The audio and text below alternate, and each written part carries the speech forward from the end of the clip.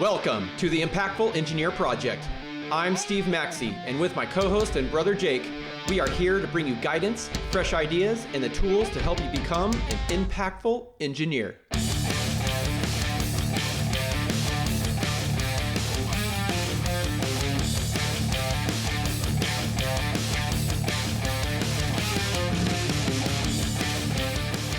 Welcome to the Impactful Engineer. Our mission is to help you grow your engineering career and inspire you to pursue your full potential as not only an engineering professional, but as a member of your greater community. I'm Steve Maxey, and I'm a mechanical engineering manager in new product development for Klein Tools. And I'm here with my brother Jake, who is a professional electrical engineer for the MEP firm Hallam ICS. All right. Yes, welcome. And this podcast is a few episode types. I'd like to catch you up if this is your first time listening. The first type of episode that we have, Steve and I will just get on the horn. We'll present a topic. We'll let you know what we think about it and how it might help you in your career. Also, we'll get on solo by ourselves. We'll present something that we feel more so deeply passionate about, and maybe that we think you could implement yourself in your career, that we've seen really that helps us individually, to see if it would help you too. So we get on there a few times and release those solo episodes. Doing more and more of those lately. And Steve, what do we got today? Yeah, and today is our long format guest episode. And this is where we bring in an expert in a particular field to share their perspective, mindset, and some actionable tips around their area of genius. Today's guest is a gentleman who recently reached out to both Jake and I after running across the show. And as soon as we learned what he was all about, we had to bring him on to talk about who he is and what he's doing to the greater or for the greater engineering community. He is a senior engineer at a structural engineering firm in Utah. For the 10 years before that, he was a professional structural engineer in California. He launched his career with a bachelor's degree in civil engineering from Fresno State. And along with that career, he is also giving back to the engineering and professional community through personal growth coaching. And my favorite, to top it all off, he has also written and published a children's book and is working on his second. So I'd like to welcome Mr. Jake Kennington to the show. How you doing, Jake? Hey, glad to be here. Good. Thanks for having me on, guys. This is a great opportunity, and I'm glad to meet you guys recently and be on the show. I'm very interested in the children's books. Yeah. I got so far as knowing you were an author, and then I didn't know what exactly it was. The children's books. That's pretty cool. Yeah. So I always tell people I think we all wear a lot of different hats. Sometimes we pigeonhole ourselves into saying, "Oh, we're an engineer," and granted that takes up a large part of our time, throughout the week. But I myself, I'm a husband, a father of four, obviously a structural engineer, and you mentioned I do a little bit of coaching for engineers, and I'm also a children's book author. And so last year I decided to write a book for my son, my oldest son, and it's been interesting because it was a great experience, but now my second son is like, "Where's my book, Dad?" And so, like Steve mentioned, now I'm committed to writing at least 4 total. So the one's already written, and then the 3 others. And it's a bit of a passion project for me. It's something kind of on the side, but I wrote it, hired a gal from Turkey, of all places, to illustrate it. Her name is Sita Koskin, and she did a phenomenal job. And then I kind of did the legwork of formatting it, putting it all together, getting it on Amazon and self-publishing. And so it was a great experience. I learned a ton, but it was one of the most fulfilling things that I did in a long time. And so highly recommend it to any dads out there or parents that are kind of kicking around the idea of writing a children's book. It's always more time consuming than you think, right? It always takes a little bit longer than you think, any project like that. Oh, yeah. And more money than you want to spend. But in the end, it was totally worth it. So it's been a great project. Yeah, my copy actually gets here today. I was hoping it would get here before we recorded, wonderful. But, that's awesome. I have one right here. Let me grab it. It's let's see. Sorry, I'm off the screen, but this is what it's called. It's The Difficult Life of a Little Brown Hound. And there's my name and the illustrator. And it's does written. It have engineering concepts in it, or did you just go totally different and it's just a children's book with another kind of theme? No, yeah, it's definitely not anything engineering related. And so I very purposefully did that. Love my career. love talking with people like you, but at the end of the day, when I'm done with work, I tend to gravitate towards other things. And Yep. so my intent was to teach my oldest son something that I thought was really important. Anyone that has kids knows that when you're teaching your kids, you have to kind of say things over and over and over and over again until they kind of sink in. Hmm. And my thought was, why not put it in written form and in book form so they can understand these things that I think are really important. So this book, the whole premise of the book is that before my wife and I were parents, we didn't know what parenthood was going to bring. We knew it was scary. We knew it was going to be life changing. We knew that going from not having kids to having kids was going to be this whirlwind of sleep deprivation and new experiences, that it would be great in the end, but it was going to be difficult. But we also didn't understand that until we went through it. And so this book is written about that experience that my wife and I had going from no kids to having kids, but it's written from the perspective of our dog, because his life was pretty awesome before we had kids. He got all the attention, all the walks, all the treats, all just everything, and then all of a sudden that focus kind of shifts to the baby. Yep. And he's kind of thinking, what the heck, man? You know, what am I, chopped liver? I got the boot here. But eventually he learns that the baby grows up and they become friends, and he has 3 people to love him instead of 2. And Yep. so the whole message of the book is just embrace change, look for the good in the things that happen, even though they may be difficult, and just kind of embrace that side of life a little bit. And so, yeah, definitely not anything engineering related at all. Yeah, but that's pretty universal, though, right? For To sure. be able to embrace change, whether you're an engineer or any kind of profession, or just anything in life, right? You need to look forward to that change and make the most of it. Yeah, exactly. I think you nailed it on the head. It's not engineering specific, but it is very universal. And so our kids have loved reading the book. My son's now 10 that I wrote the book for. I have another son that's 7. His name is Nash. And again, he's like, Dad, where's my book? And so we're in the process of writing the next one, finding another illustrator and going through that experience once again. I think what we landed on for the second book is going to be geared towards the negative self-talk that we all have, that kind of that voice inside our head that tells us that we suck or we're not good enough, or somebody else is better than us, or whatever it is, and recognizing that and kind of putting distance between that and who we actually are.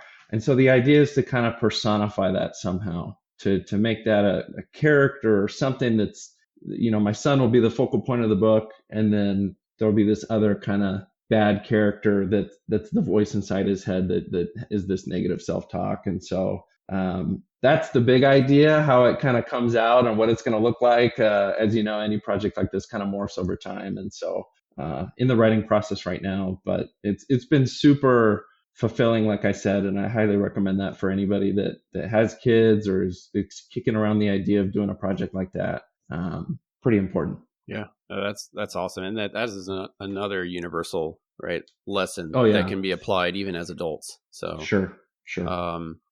before we dive into some of the things that you do for coaching and a lot of the concepts that you talk about, can you give us that short and quick and dirty background of why you got into engineering and what led you to where you're at now?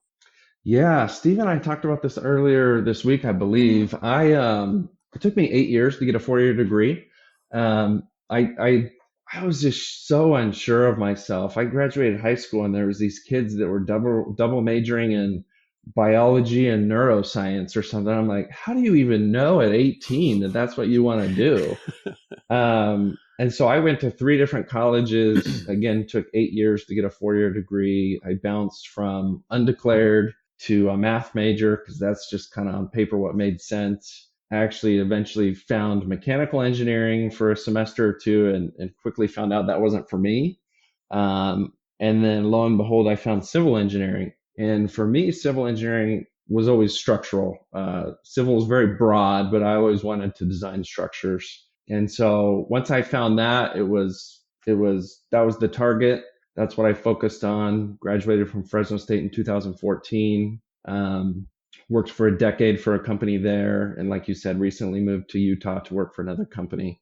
What drew me to engineering was just the practical application of things like math and physics and problem solving and all the things that general engineers, generally, kind of move towards and appreciate. And so that was the draw for me. It's been a great experience for the last 10 or 12 years to be a practicing engineer, to get licensed, to be working on some pretty neat projects. You see something go from dirt on the ground to a hospital or whatever it may be that you're working on it's pretty rewarding. Absolutely. My foray into college was just like, hey, sounds like it's a good idea. Okay. Let me talk to my best friend. Like, hey, what are you doing? Oh, I'm doing electrical engineering because I grew up working electrical. I know the trade. I'm very, I got the math and the science and all that. I'm going to do electrical. I'm like, okay, cool. Me too. Yeah, that's funny. And then five years later, I had an engineering degree that I didn't do anything with for 3 years after that. Oh, wow. And then in 2014, I started my first MEP engineering job. So cool. That's my story. Love that. Yeah. Mine is a little less traditional as well, but more on the front end. I was into computers and stuff, and decided partying and having fun was more important than school for quite some time. Kind of bounced around a couple of junior colleges just to say I was in school, but didn't really go to school. You know what I mean? And I also graduated high school with a 1.9 GPA, so it wasn't conducive of getting into a top tier university of any kind. So, but yeah, I ended up finding my way into university and getting into mechanical engineering because it just it aligned with my love for cars at the time. So, oh, interesting. Love that. Love that. So I was 27 when I graduated with my degree. I love hearing your guys' stories. I'll just share this as well. My brother and I love having just these creative projects on the side. My brother and I are making a board game right now. We've been doing it for the last year or so. And the whole premise is that everyone playing the game are college roommates. And so you're roommates, you're taking these classes, you're trying to pass these classes, but you're trying to just barely pass the classes. Like you're just trying to get the grade good enough to like get the degree, but at the same time maximize all these other kind of extracurricular outside of the classroom experiences. And the name of it is called mediocrity.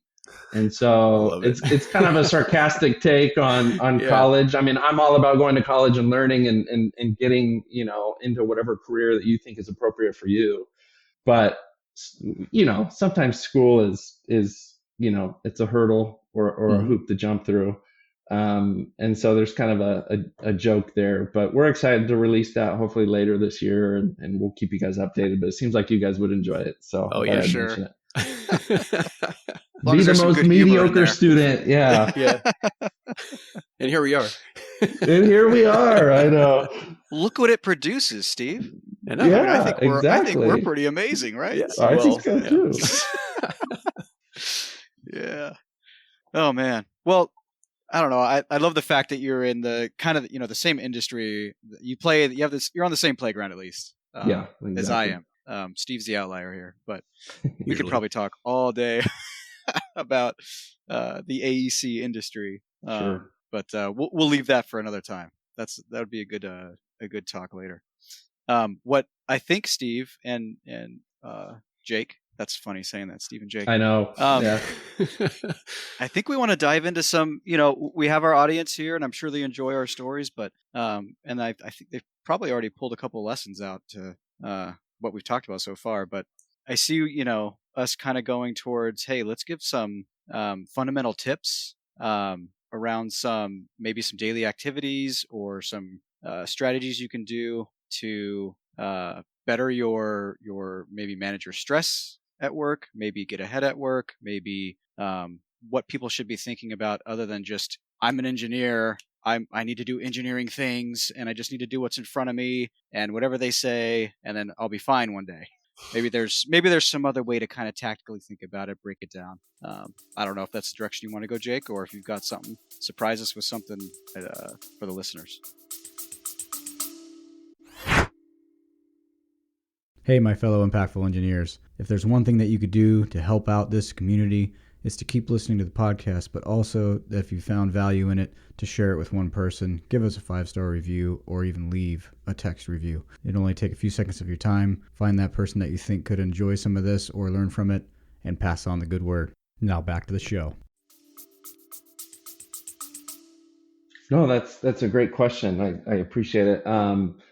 My 2 cents, my experience would be possibly a little counterintuitive to what most people might think, and you kind of alluded to this, but I talk with my coaching clients about a concept in structural engineering that I shared with Steve earlier this week. Maybe you've heard of this, Jake, but it's called strong column, weak beam, and it's a structural engineering design concept that I personally think is a horrible name. We don't design anything to be weak, so there's never a weak beam. But the idea is that the beam is strong and the column should be stronger, right? It's a relative weakness, not an overall weakness. And the reason is that if a beam in a structure or building comes down for whatever reason, an earthquake or something, that could be problematic, but it can also be okay. There's not as much life safety at risk. It's not detrimental to the building as a whole. But if a column were to come down, that could be fairly catastrophic. And so ultimately, we're trying to prioritize the integrity of the column over the beam, right? And I think there's a metaphor or a life lesson there that we can apply in our own lives. Specifically as engineers, I think a lot of us for the first 10 years or so of our careers, myself included, kind of get lost in climbing the ladder or chasing a promotion or getting the next license or whatever it may be. And I'm not saying those things are bad. It's just that when that's our sole focus and we neglect other areas of our lives, we kind of put all our eggs in the beam basket, right? And we forget about the column. We forget about the life that we have, the family that we have, just being well-rounded in all these other areas as far as our spiritual, emotional, physical health is a big one, right?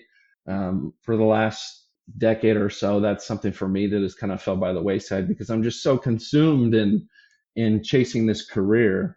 And so something that I remind people of is to kind of put the column first and then have that strong column, that strong foundation, and build the beam or the career off of that. Now, this is all great in theory. Like it's a great concept, but what does that look like? What does that mean, right? Build a strong column. How do you do that? And what I've done in the last little bit, and you guys chime in if you have something to add, but I've kind of looked at the people that I admire and look up to within the workplace, but also like a neighbor or a friend or someone at church, a family member, just people that I think are like doing really well and that I want to emulate, I want to be like. And I think to myself, what are they doing that I'm not doing, right? And I found a few different things, and I'll share three. The first one is a lot of them have some sort of morning routine. They're doing some of these things that fall by the wayside, like I said, physical or mental health, emotional health, spiritual health. They're working on those things, and a lot of them do it in the morning before they get to the office. And I'm not a morning person, so that's a struggle for me. I'm like, oh man, I'll just do it. I'll just do it when I get home. But like I said, I have 4 kids, and I think the biggest lie in the world is I'll do it tomorrow. I think the second biggest lie is I'll do it after I get home from work. If I'm trying to go on a run 10 o'clock at night after I put the kids to bed and clean up the house and do all this, like at least 50% of the time it doesn't happen, right? And so if I want to make sure and ensure that those things that are important get done, then I shift them to the beginning of the day, in the morning. I wake up early, right? And I don't like doing it, but it's what you got to do to get the things done that you want to get done. And so for me, my morning routine is read, write, and run. Now, running sometimes is swimming or biking or something else, but it's some sort of physical activity, right? And I joke with people. I was telling my boss this the other day, and I said, I read, write, and I run. And he's like, oh, the 3 R's. That's so great. I love your 3 R's. And I'm like, I don't know if I should point this out, but one of them's not like the other, right? But I'm running with it. I'm telling people the 3 R's: read, write, and run, right? And so that's what I've found for me, keeps me sane and keeps me physically active. I think those are important things. And so when I talk to people, I call that owning the morning. Like, own the morning. Don't let it own you. Don't just roll out of bed, brush your teeth, and go to work. And then, the slog of the day happens, right? And you're just reacting to whatever the day brings you. So I found that super helpful. I have two other things to mention, but I don't know. What do you guys think about that? Own the morning. I was going to chime in real quick. At the thing I love about doing in the morning side is that you can keep it more consistent, because the end of your day is a lot more unpredictable, especially when you have kids. You don't know if they're going to take an hour longer to go to bed, or if you have pets, if they just rip the couch up for something, you got to fix that, or there's always something that will inevitably make your day chaotic towards the end. But when you go to sleep, you control when you wake up. You control that morning before everyone else wakes up, so that you can be very, very consistent and have things down to a system that you don't even have to use your brain to get through. You just do it and get to the start of everyone else's day, and then now you can be dynamic for the rest. And I think that's why morning routines are a little bit more successful than evening routines. Amen. I agree 100%. Yeah. And I like sharing this with people because as an engineer with a family and multiple kids, that's a pretty common scenario. By the time you get to 30, you get to 35, you're approaching 40, this is where you're going to be. So for all the young listeners out there, I would also include you in this group, because I would start to try and get yourself towards shifting your day to a more morning routine slowly over time. I mean, if the night works for you really well and that's just what you like, do it. But here's the point. What does a career job expect of you? 8 to 5. That's what it expects. And if you want to excel and be a great engineer, we've been telling you this whole time through 80-something episodes, you're going to need to prioritize and focus and spend a lot of good mental energy while you're at work. You just have to. You can't just go skate by and take 3-hour chunks out of the middle of your day and do whatever. You're going to want to focus. Well, you can flex your time a little bit. That's fine. But for the most part, 8 to 5, it's like you're going to really want to be in it. Get everything done. Get everything situated. Do your tasks during the day, get everything situated before you leave, because you want to start protecting that time outside of work for yourself. Back to your point, Jake, about pillars, or I guess columns was the word, because column and beam, right? But I think about it as like a pillar. Sure. So you want your pillars to be very strong, and you want the foundation and the framing in your house to be very strong, right? Before you start putting a roof on and start putting all these other things that are on top of that, you want these things to be really strong. And part of that strength and foundation, I think, and what I've experienced in my lifetime, is that 8 to 5 is solid, and you've got a routine down, and you're performing. And then outside of that, you're continuing to work on the foundation and the pillars. Because while you're running around all day at work and you're spending all that energy, that's more like building the roof and putting the beams across and doing all this other stuff to get to that promotion and do well at work and be noticed and advocate for yourself and all these things. That's the fluff, right? And if you don't have that strong foundation for yourself outside of that, you'll see it start to crumble pretty quick. So that's just one little cautionary tale, that I like to share. But why I suggest trying to get it in the morning is just like why you guys mentioned the morning's great, because with a family, it's like, hey, that time from I get up at 5 a.m. from that 5 a.m. to 6:30, that's an hour and a half for me to really just I can get a run in if I want to. I can, stretch a little bit. I can prep my meals for the day, whatever I want to do with that hour and a half. When 6:30 comes around, 6:37-ish, making breakfast, getting, helping the kids get ready to get out the door, taking care of my dad now, all these things. That's the morning stuff. It's like block out 7 to 8:30. That's it. That's what you do. You forget about everything else. But having that little extra time in the morning lets you get things out of the way that you really feel like you need to do. And then it allows you to kind of let go more, to do that chunk of things that you have to do. And then you can go to work or whatever else you got. Then when you get home, it's time to just do more for the family. So, whatever, you're doing dinner, you're doing these things, your after school activities, but you've had that 1.5 to 2 hours in the morning to really get some stuff done. So it just helps you structure your day. Yeah, I love that. I'll add this, that I agree with everything you guys just said, and I get that some of your listeners may not be our age or our phase of life, and not have kids, or not be married, and so obviously we want to talk about things that are applicable to everyone. But to that, I would say, if you're just getting started in your career, or maybe you're a little younger, don't have kids, find, like I did, find those people that you look up to that are just a couple years ahead of you, that seem like they're on fire, right? Like they're doing things right, and not just in the office, but their life in general. And pick their brain, talk to them about what they're doing. And I bet 9 times out of 10, they're doing some sort of morning routine where they're taking the things that are important and putting them first. I think it's really easy to focus, like I said, the first decade or so of your career on the career, so much so that it becomes like the thing that you focus on. And I think that's because it feels urgent. It pays the bills. It's tangible. It's measurable. Getting a degree, getting a license, getting a promotion, like seeing the money come into your bank account. But I think the things that are important, like we're talking about, spending time with family, working on our physical health, my reading and writing that I do, we know they're important, but oddly enough, the important things oftentimes feel less urgent. And so you've got to kind of flip the script a little bit and make priority for the important things. Otherwise, they just don't happen. And so that's why I tell people, don't do it after you get home. Like if it's that important, wake up a little bit earlier and go to bed a little bit earlier. So again, I call that own the morning. It seems like you guys are doing similar things in your lives, so kudos for you. The next thing that I kind of tell people about is great. It's it kind of goes in line with what I talk about in my morning routine, but it's right to think. I think, again, a majority of the people that we look up to in our lives have some, or at least I've noticed that they have some writing practice that they do on a fairly regular basis, if not daily. The obvious one would be journaling, right? And taking the time to do some sort of reflective writing on your day and what happened, what you learned.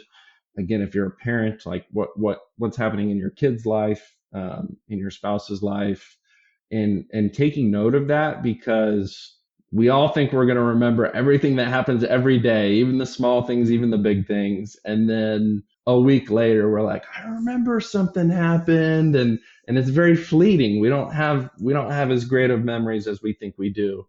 And so there's an element of kind of recording that, but there's also an element of writing out your thoughts. And I think the biggest element for me, or the biggest part of that for me, is that we are so freaking busy these days. And busy in the sense of work and activities with our kids and just things we have going on. But even in the quiet, slower moments, we've got phones, we have screens, we have Create whatever, for right? ourselves.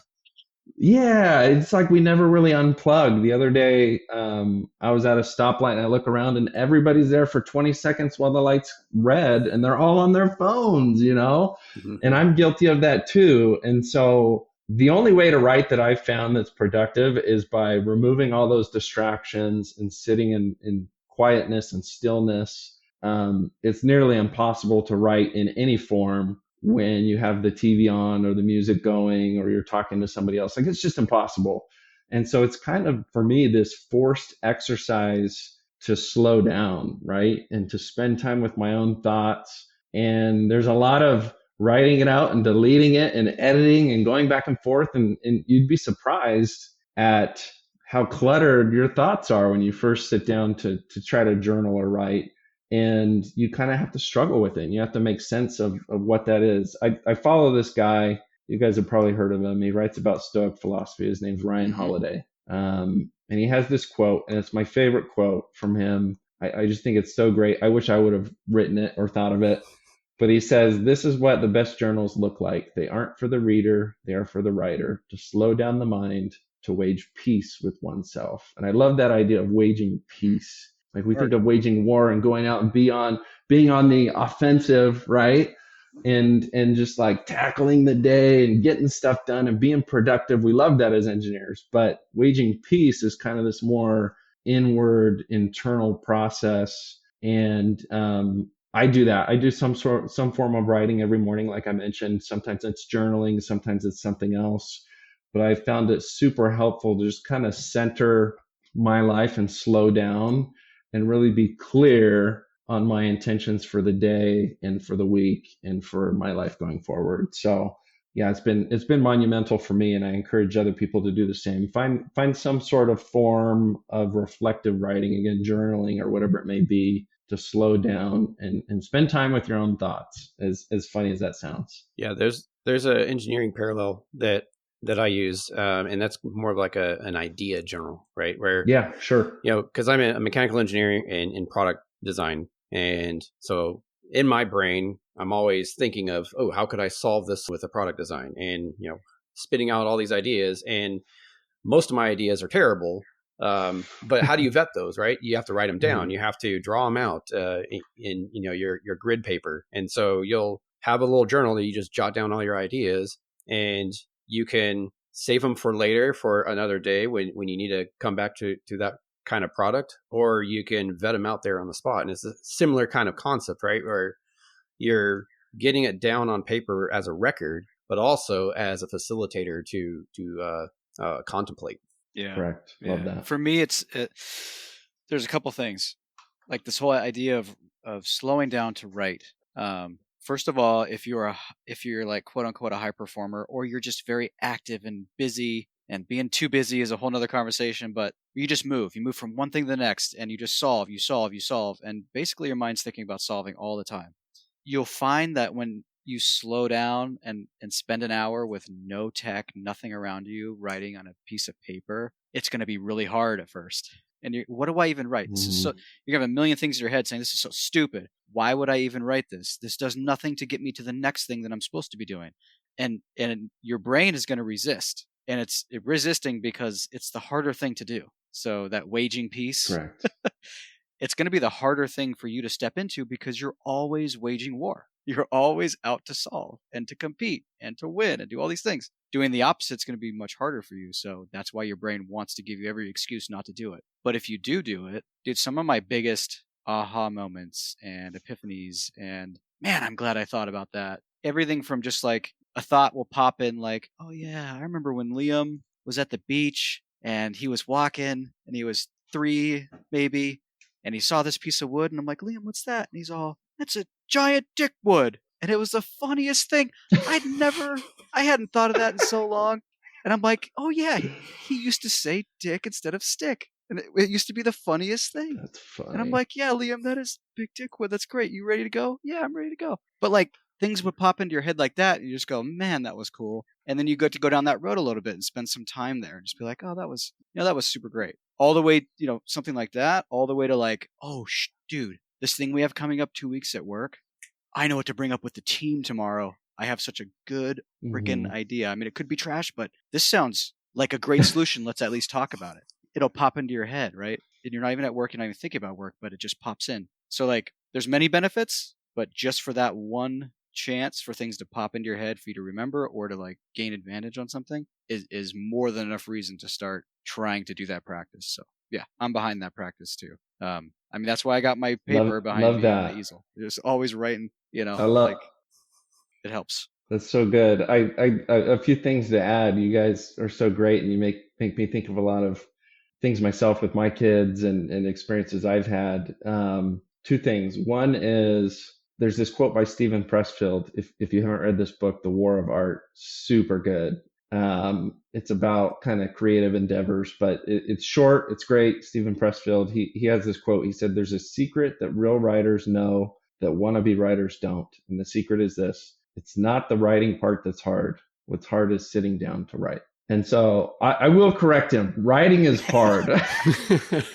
It's also hard. But it's also hard. But the harder part is the sitting down to write and getting rid of the distractions. And like you said, especially engineers and high performing people, it's like, it's almost painful to like not be what I call distracted, right? Sometimes, and to really focus on something. And so that's why I've made it a practice. And then you mentioned something that I think is really important. A lot of people will catch on to this concept of writing and go, yeah, that's great, but what do I write about? Right. And that's something that everybody struggles with. I sit down and I'm like, what do I write about today? Anything is the right answer. I think what may be helpful to some people is a prompt sometimes. And so in my journal, when I open my journal, I have a prompt at the top that I don't always follow, but on those days when I'm like, what do I write about? It says this. It says, what is the moment from this day that has made it different from other days? And so that's just a good prompt for me. Find a prompt that you like. If you really struggle with sitting down to write daily and you're like, I don't even know what to write about, find a question, find a prompt, keep that in a prominent area that you can always go to at least get the juices flowing. You'll find that, or I've found that I start with that question and usually I start writing something, but oftentimes it spirals into something else and it's great, right?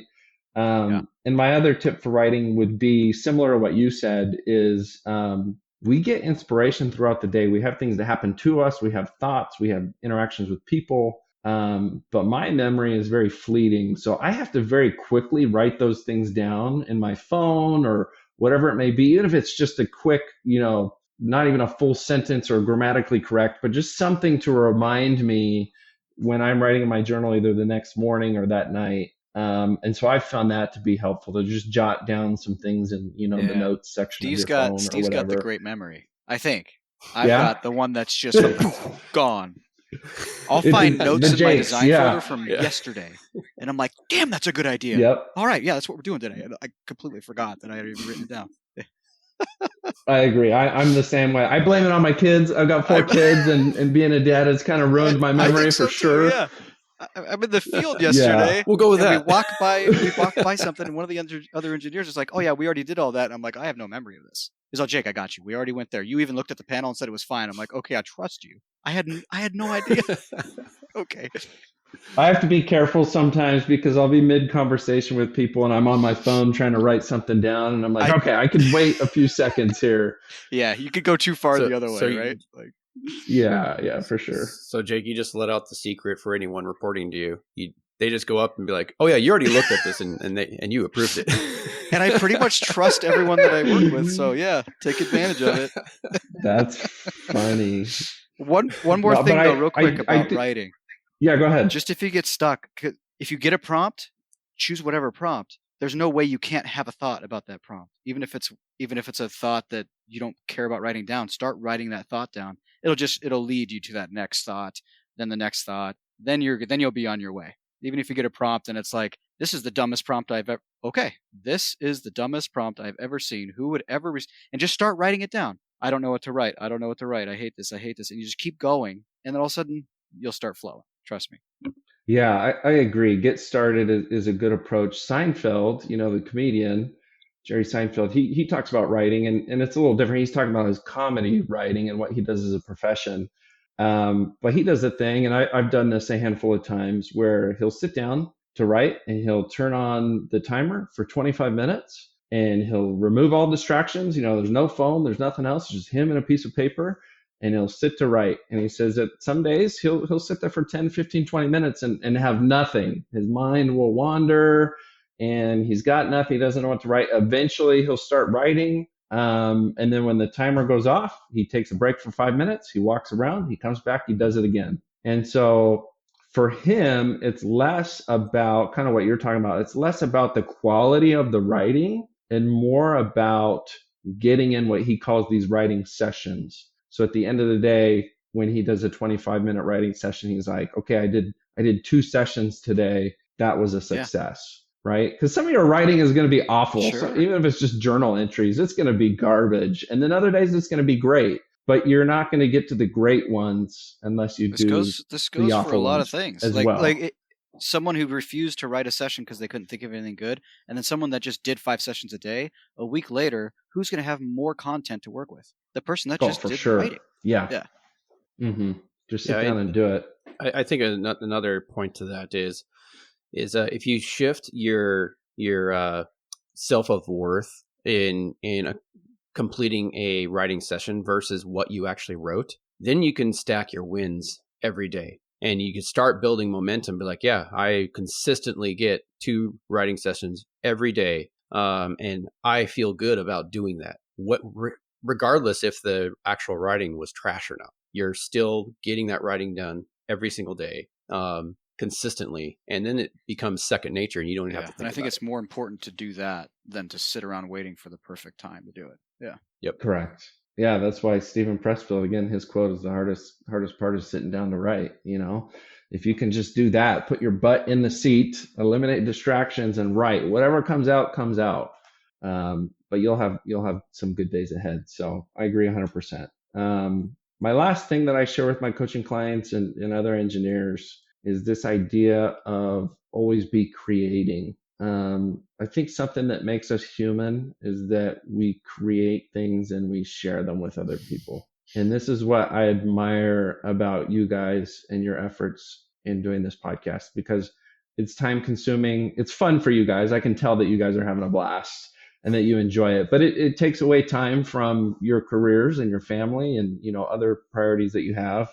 And there are probably elements of hosting a podcast that aren't so fun, right? Yep. And so, but it's your creative outlet. It's something that you guys have made that didn't exist, 2 years ago, and that you're able to share with people like myself that are on the show and also people that listen. And so I think it's something that's missing from a lot of people's lives, particularly engineers. I never thought of myself until about 2 years ago as a creative person. I thought a creative person painted pictures and did photography and did some of the, played a musical instrument. I do none of those things, right? And those things seem so far-fetched for me, although I do want to learn how to play guitar someday.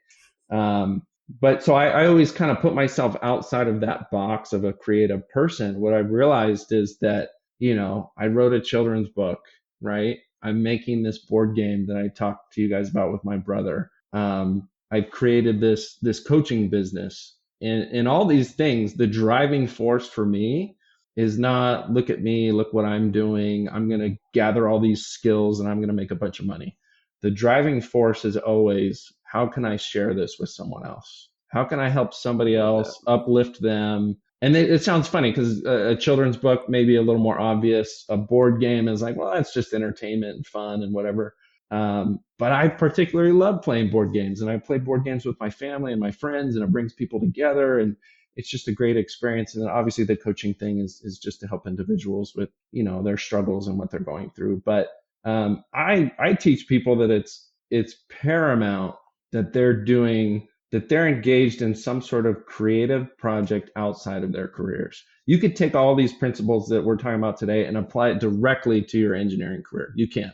I agree. They're broad in scope and they apply everywhere. My focus in coaching, I tend to not talk about the workplace very much because I think for the most part it takes care of itself. Like we have managers, we have people that are focused on the numbers. We were trying to meet budgets. We're doing all that stuff, and that's important. We still need to do that. But I think where we're lacking sometimes is, again, kind of the human side of what we're doing, these neglected areas of our life. And so, again, I think it's paramount that everybody is engaged in some sort of creative pursuit that they can then turn around and add value to somebody else, right? And for the individual, that looks different, right? It might not be writing books or making board games or coaching. Maybe it's cooking food and sharing it with a neighbor. Maybe it's starting their own little side hustle, whatever that looks like, right? Maybe it is writing a book. I mean, whatever it may be. And it could be guitar and painting and those kinds of things. But I think there needs to be an added element of it's more than a hobby, right? Yep. It's more than just like playing golf on Saturdays. It's something where it's difficult, it's challenging, and you're flexing that creative muscle for the purpose of sharing with other people. There's a reason that I absolutely love that. Well, I mean, I guess from my point of view, there's a reason that great coaching starts with discovering for yourself what has been dormant in you for a long time when you're in the middle of this career and your head's down and you're focused. What is on my bucket list? what do I really want to do that has nothing to do with this engineering career? There's a reason that coaches start there, because you have to discover for yourself, where is your creativity? What have you been giving up this whole time without even knowing it? And not talking about the workplace. It's diving deep within yourself. And I've been the recipient of coaching, and specific engineering career coaching. And it's nothing to do with being an engineer.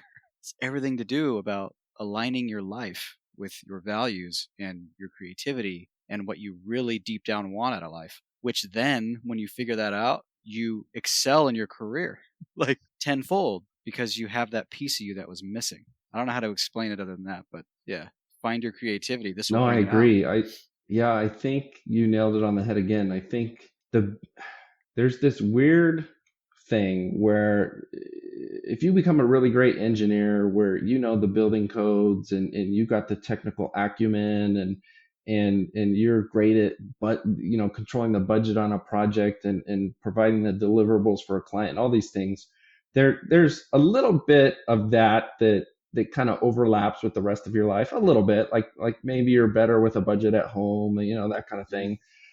But my experience is there's not a lot, like being a great engineer doesn't directly correlate to being a great dad, or being a great human, being a great person. Like you can be a great engineer and be a horrible person. There's a big like it's possible. Yeah, there's a big switch. But like yeah, but I was just gonna say, go from, because all the things you described, you're a great manager and great at being in control. But if you can go from that state to then teaching others or empowering others to do the same exact thing through influence and leadership, and to your point with when you're being creative, to creating something for somebody else, so you're laying the framework for those around you to be great at managing the budget, to be having the technical acumen, to delivering to the client, and you do nothing, but you set the stage for them to do it. That's kind of like where I see the magic happening. So I agree.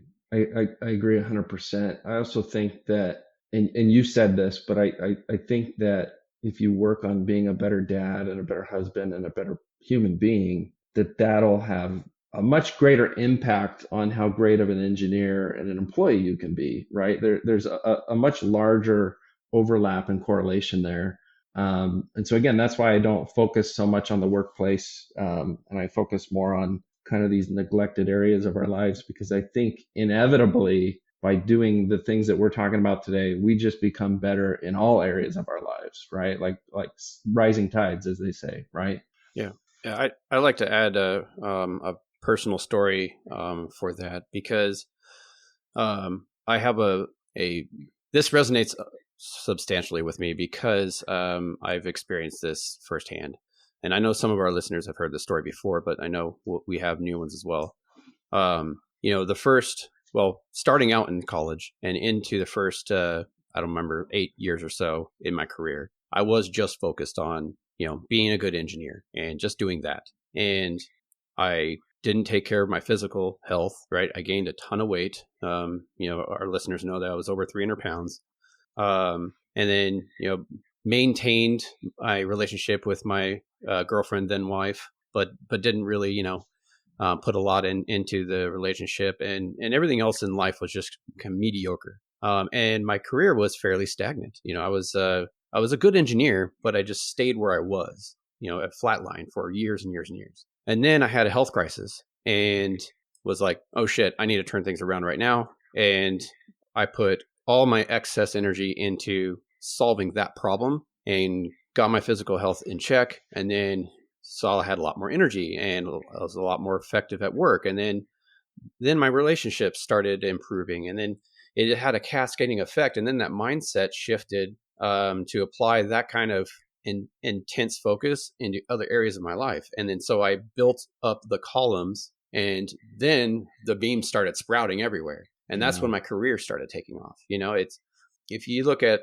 just like the salary line of, the graph over time, right? It was flatline for all the way up until that point. And then the slope got significantly increased after that point. And, I started getting promoted and I started making more money, but also my life was better in both physical, emotional, etc. And so it's just it's a one example, but anyone listening, can use that to relate that you need to focus on the foundations to better not only just yourself as a person and a human, but also your ultimately your career. I love that you shared that story, and I know, like you said, your listeners probably have heard that. I have not, and so thank you for sharing that. I love it because it's unique. It's your story, but I also love it because it's not unique, because I think that's very similar in some regard to most people's stories, engineers or other professionals alike, right? Mm-hmm. That there's this focus on something that seems so urgent again, and is urgent, but there's also these important things that kind of fall by the wayside sometimes. And the irony is you focus on the things that are important, and overall, your overall well-being, including your career, including your salary, including your mental health and physical health and all these other, your family and your relationships with your kids and your wife, just everything improves, right?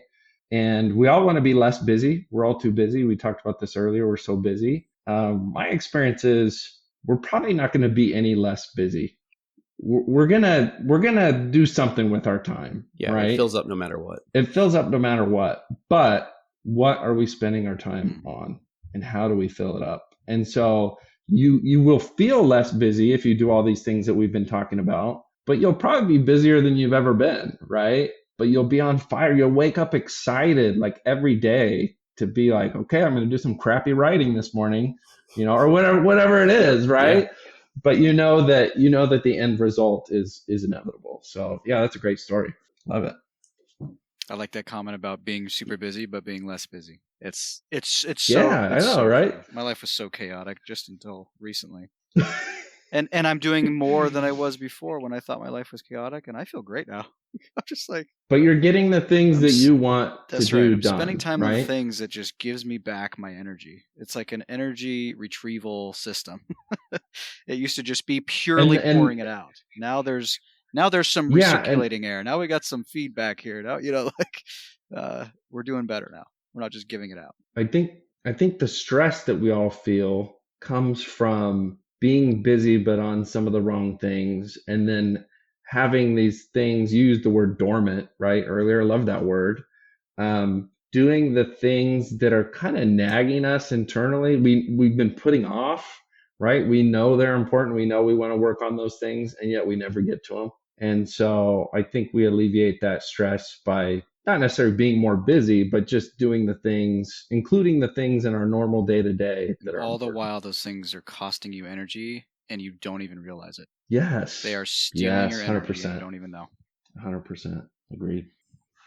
Okay. Well, I do want to respect your time. But before we wrap up with our final questions, I do want our audience to be able to find you on social media, LinkedIn, and as well as your coaching endeavors. So how can they get a hold of you? No, I appreciate that. I am on LinkedIn, Jake Kennington. You just look for me.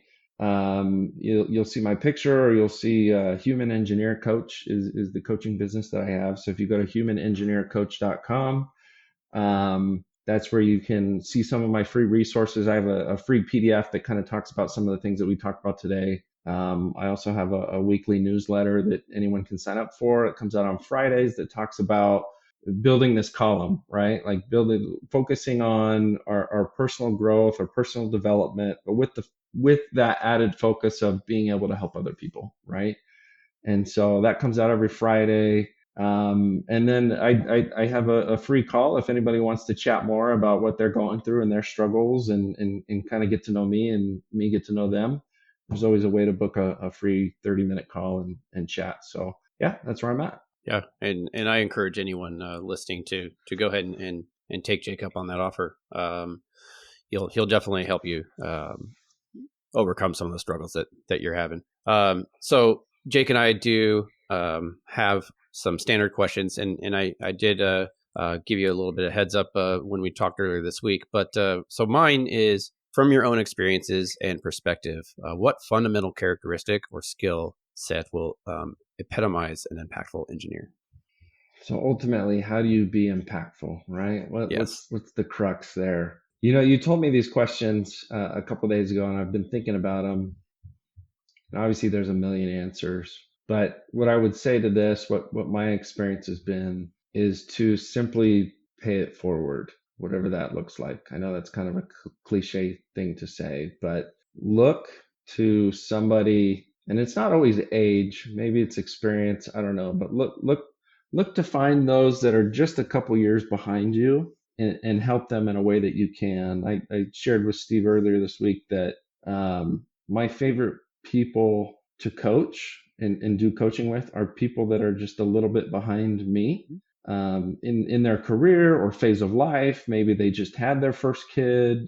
I've got 4, and so I'm able to share kind of my lessons learned and my experience in my life, and they're typically a sponge, right? Like they just want the information. I think that was a word you used, Steve. They're a sponge. They'll eat it up. They're happy to hear what you have to say. And it's been very impactful, to use that word, as opposed to somebody that's maybe 30 years your senior, right? And you talk to, and they have a wealth of wisdom, but that gap just seems so distant and so far away. It almost seems unapplicable at times. And so I think if, as an engineer, you're looking to be impactful, is just be mindful of the people right behind you. Try to help them within the workplace, but also outside of the workplace with whatever they're going through. Get to know them, build relationships with them. You can't help somebody that doesn't want help, so it's kind of hard sometimes. But always be willing to spend time helping people, and doing that in whatever way that you can with your experience. So I think that would be my answer to that question. Yeah, no, I love that, and there's always someone who is hungry for that support. Yeah, so in every organization. Mm-hmm. Yeah, you're most well suited to help the person that you used to be, or where you used to be yourself too. Exactly. And it's just funny how all this stuff ties together. Like when you're sitting down to do that writing or that practice where you're in silence and thinking about stuff, it'll help you figure out why you're where you are. And it's very important to know why you're in the situation you're in, so that you can either repeat it or change it, or help somebody else do the same thing. If you don't ever reflect, you won't know the why. You'll kind of just know the path that got you where you are, and you know what you have and the result, but you won't be able to repeat it. And that's key, and I think being able to help people too. But yeah, I love that. That's why we started the podcast too. That's why we love going to work too. Especially me. Sure. I mean, I'm sure Steve shares in this too, but it's just like helping those people that are just a little bit behind you. Man, what is my question? Oh yeah. If you were to take one singular action to moving in the direction that you would like to see those people that you're trying to help a couple steps behind you, what's one action they can take to get closer to where they either know they want to be, or where they will find out that they could go? Yeah, ironically, I think the answer to that question is the other side of the coin to the first question. What I would say to any younger engineer is all these things we talked about are great, but I would add, don't do it alone. I think it's easy to go in and kind of be friends with our coworkers and interact on a professional level, like very surface level type of interactions. And I'm not saying you have to be best friends with the annoying guy that sits next to you at the office or something, but purposefully and intentionally look for those individuals, again, that you kind of look up to and that you want to be like, and try to emulate them, and then pick their brain, go to lunch with them, build a relationship with them. I've found that, myself included and you guys included, we want to be impactful. We want to help the next generation. We want to share our lessons learned, and be as helpful as we can. And so knowing that, I didn't fully realize that as a young engineer, right? It's always like, I don't want to be a bother, or, they're too busy, because some of these guys are really busy, right? But you can do it in a tactful way where it doesn't have to be, will you be my mentor? Like it doesn't have to be that direct. It could be very casual and organic. Yeah, don't do that. But I think don't do it alone is a key component, meaning, just mingle with people, get to know them on a personal level, get to know who their spouse is, what their name is, talk about things outside of the workplace, and then talk about these things that we talked about today, and ask them, like, do you journal? What does your morning routine look like? What things are you working on outside of, your 9 to 5? and kind of get some inspiration and some motivation there. That's what I would say. So on my end, I'm trying to do both, because I try to look forward to the people that are ahead of me and try to emulate what they're doing and build relationships with them. But then I'm also looking back to try to kind of pay it forward, so to speak, to the younger generation. Yeah, it's the ladder of success, right? There's people above you and below you. So correct. You're being pulled up from those above you, but you also need to pull up those behind you. And another thing I'd like to add is when you go and ask those more experienced people, all the questions, whether it's what do you do outside of work, or can you help me with this problem, you're going to see their face light up, because they get so much fulfillment in sharing those details or helping you solve a problem. They're going to light up a ton, and so you are not going to be a bother whatsoever. Let them tell you that. Yeah. Let them tell you that, hey, it's great, but I just don't have time to do these kinds of talks. Okay, cool. Don't shut it down before you even start. Just let them tell you. Yeah. Agreed. But one more thing, because of course this comes from my experience. It's like I've both asked, can you be my mentor? And I've both said, hey, can we make this a regular thing? And one thing that works very much more than the other is, hey, can we make this a regular thing? And by that, I mean, you're just approaching somebody that you can have a conversation with. And if it's very helpful for you, then you just ask, hey, or you just make the statement, this was super helpful for me. If you have time to do this on a semi-regular basis, can we do it again? Because I will have more questions, and I would love to hear from you about what you think. And then if they go, yeah, sure, just hit me up anytime, then you have a mentor. And the word mentor was never mentioned, right? So I would just do it that way. Yeah, and I agree 100%. I think it's the more natural way to do it. And then I found that these don't have to be, it doesn't have to be your boss or your project manager or the person that sits next to you. In fact, most of the time it's not, because those are assignments made, right? And oftentimes those assignments are made for kind of business or professional reasons, not the reasons that we're talking about per se. They can be those individuals, but find the guy that, or gal that you want to be like, whoever that may be. And do what you said. I love that approach. That's great. Awesome. Well, we really appreciate you hopping on with us today. And then to our listeners, if you did learn something today or think someone else needs to hear our point of view, or especially Jake's point of view, you don't listen to me. Not my brother Jake. Please share the show. It's the best way we can grow the podcast and continue to create value and impact the engineering community. And lastly, if you want a perspective or a specific topic to be covered here on the show, you can reach out to us on LinkedIn under our names, or simply email us at questions@impactfulengineer.com. Thanks, Jake. Thanks again, Jake. Yeah, thank you. It's been a pleasure.